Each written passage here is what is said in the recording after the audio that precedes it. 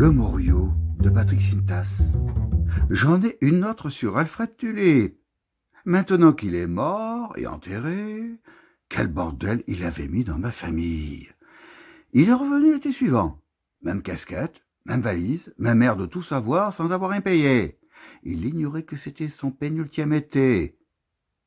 Cette fois, il ne consomma pas un café au buffet de la gare. Ce n'est pas qu'il voulut s'en passer, mais Francisco n'était plus de ce monde, et personne ne lui a succédé au comptoir.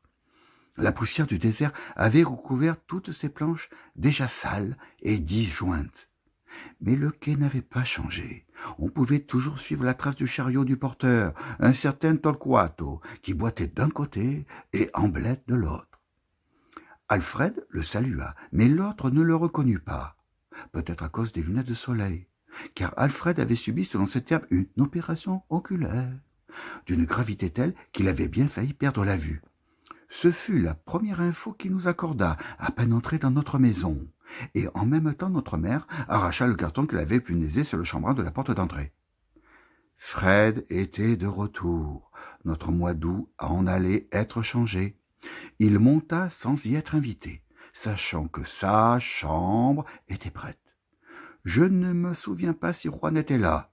S'il y était, il devait faire les 100 pas sous la galerie, pivotant sur un talon à chaque angle et empoignant chaque fois le tronc d'un oranger, une manie qu'il avait quand il prétendait penser à autre chose.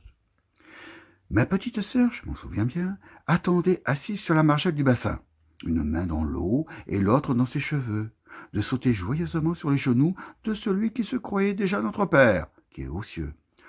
En tout cas, Alfred Tulip ne cultivait pas un tel projet. Il connaissait la maison depuis l'année dernière, et il avait pris le temps de s'imprégner de l'âme, des environs, que c'est pas facile quand on arrive d'aussi loin. Mais ce n'était pas la guerre qui le poursuivait. Il parlait rarement de son gagne-pain, mais il en parlait, et on n'en savait pas plus.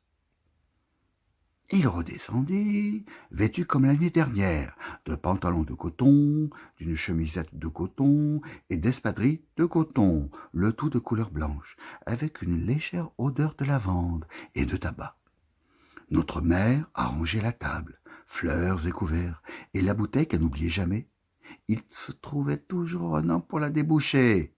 Mais je ne vois pas Juan s'installer devant une assiette et brandir le tire-bouchon en plaisantant à propos de ce qu'on doit au passé.